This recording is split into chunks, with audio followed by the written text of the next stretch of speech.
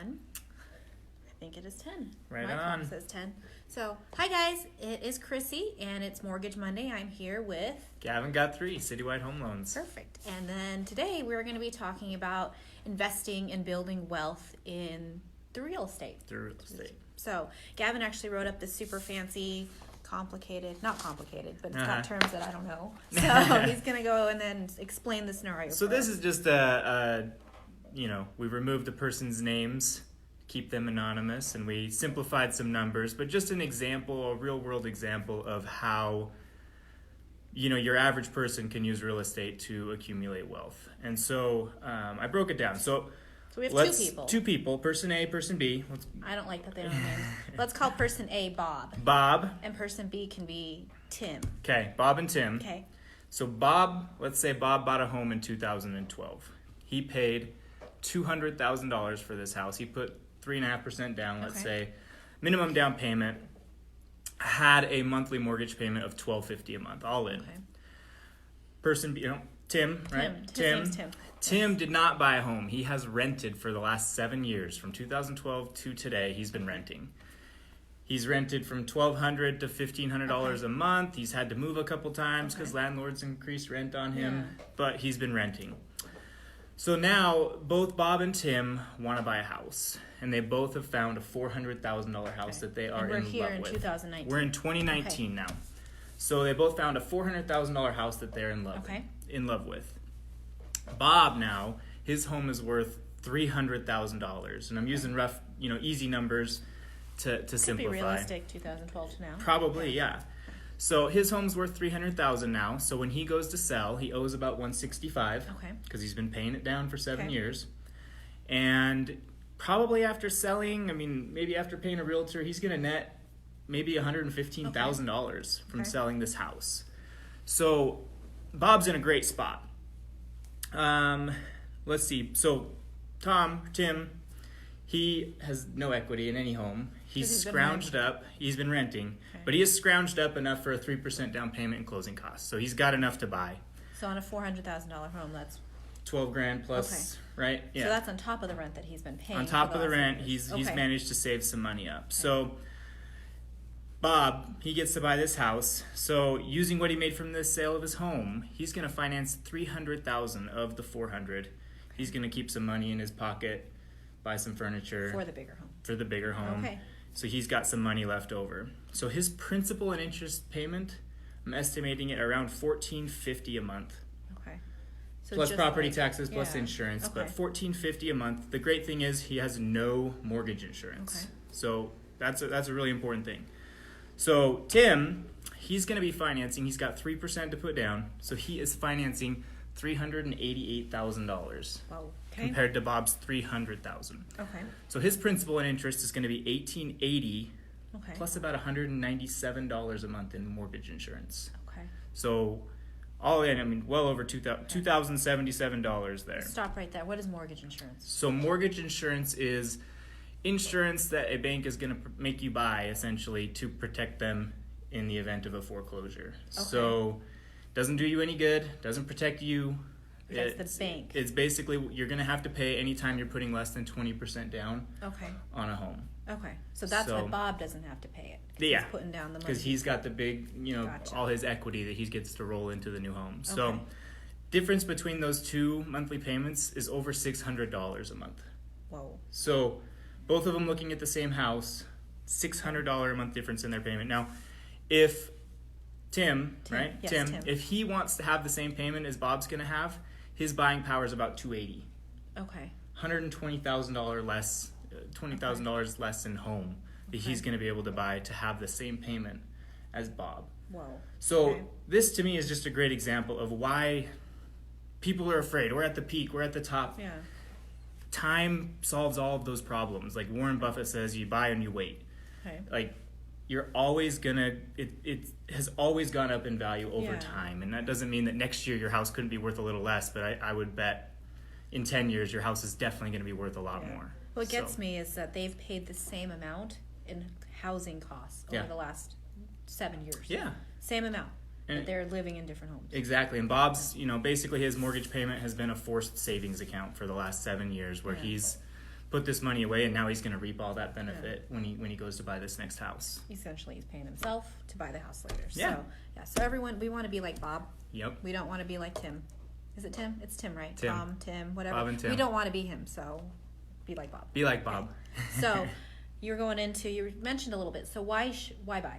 Why that's buy? what you said. Why buy? Yeah, so I put together a few things. So like I said, home prices, you got to look at a house as a long-term investment. It's not a 1 to 2 year thing. Okay. And maybe it can be if the market's really well, but or doing really well. But I think if you look at it as a long-term investment, you're going to be paying to live somewhere. Home prices are always going to they tend to go up, always, and they always have. So that's the number one thing. Okay. 2, you've got some tax benefits. You're going to write off your mortgage insurance can be written off up to a certain level. Your mortgage payments. Interest can be written off, property taxes, things like that. It's all tax, it's all tax benefit. So you get to make the home yours.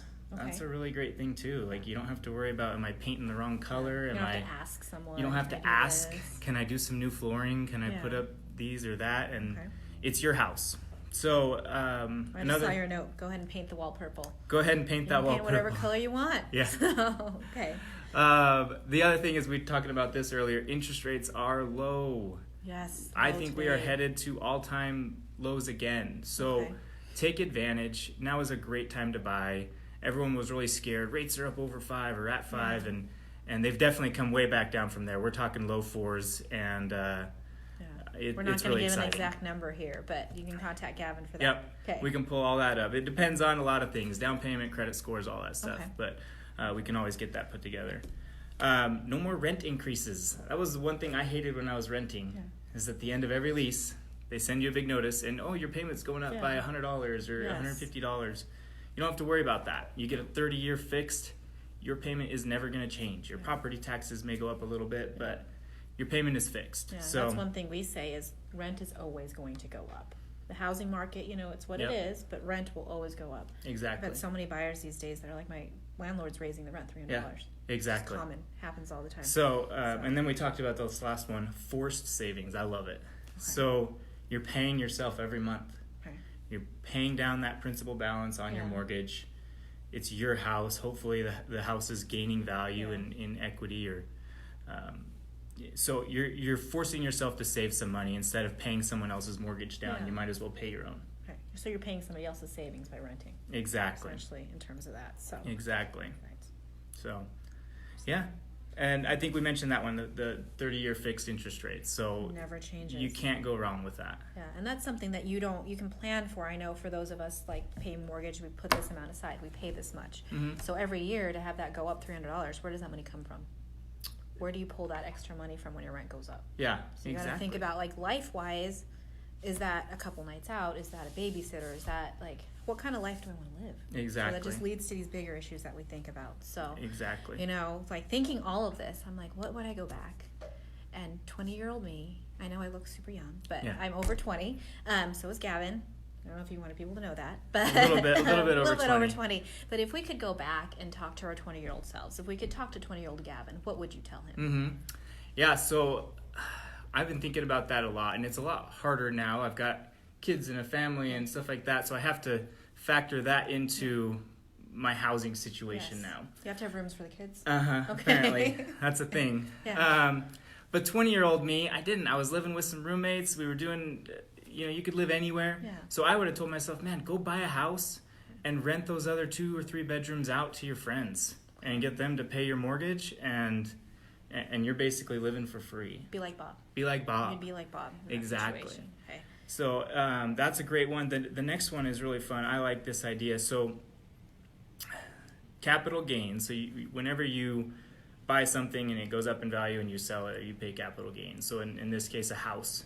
But there's some really great rules about capital gains, where if you buy a home, say you buy a home with 3% down or minimum down, and you live in it for 2 years, you could essentially then move out, buy a new primary residence. Okay. You could lease that house out and use that to qualify for the next one. Okay. But you could buy another house, live in that one, rent this first one out, and you could rent it for 2 years and 11 months. Okay. And sell it. Okay. and you would never pay capital gains on it. As long as you have lived in the home for 2 of the most recent 5 years, you'll never pay capital gains. So that my idea for that one would be buy a home, live in it, rent it out then, and before you get to that 5-year mark, evaluate. Is now the time to sell and cash in? Or if it's not, go ahead and keep renting it forever and let someone else, pay off your mortgage. Well, then you don't, every single time, you don't have to save up for another down payment because you can pull that equity out of that first house that you purchased, correct? Yep. So that's really cool. Roll that into the next one. Such a bigger house if I was doing that. Yeah, so. And it's not like when you got a family, maybe it's a little more difficult, but when it's just you and you're young, like how easy is it to, get up and move? Yeah, so super easy, just in a box. So perfect. And then you have a note here. It looks really neat. Buy a 4-plex. What's a 4-plex? A 4-plex, so 4-unit item. Anything that's 4 units or less is still considered residential. It's not a commercial property. So you could buy a 4-plex, would be 4 units in one piece of real estate. Okay. And you could rent 3 and live in 1. So you could buy it with primary residence financing, which means a minimum down, like a 3%, 5% down payment. And you can live in 1, rent the other 3, and basically, in theory, you could probably cover your whole mortgage payment with the rents from those other 3 units. So it's kind of like the first one, where you could live in a house with roommates. Exactly. Except this is a 4-plex, so you don't actually have to talk to those people. Yeah. Right. So exactly. Totally you got walls and doors dividing you. So that's another great idea. These are all things I wish I would have gone back and done, 20 years ago, or I'm not that old, but 10 years ago maybe. That sets you up for the future. If you were to own a couple of 4-plexes right now, you'd be doing really well. Yeah. So. No, that's great. So, like Bob, 20-year-old Bob did this. He would be buying a much bigger house. Exactly. So, 20-year-old us could have done that. So, we could have bigger houses. We should have done it. We should have done this. I'll tell my kids if you tell yours. Yes, I will too. I'll let them know that you're buying a house at 18. And I'll be your realtor. Gavin will do your loan. I'll do your loan. So we'll be here. So thank you guys so much for watching. To find me, I am on Facebook at The Little Helper AZ. And then to find Gavin, I am Gavin Guthrie, Citywide Home Loans on Facebook, or Loans by Gavin on Instagram. Perfect. I'm on YouTube as well. So thank you guys so much for watching. We will catch you next month. Thanks. Bye.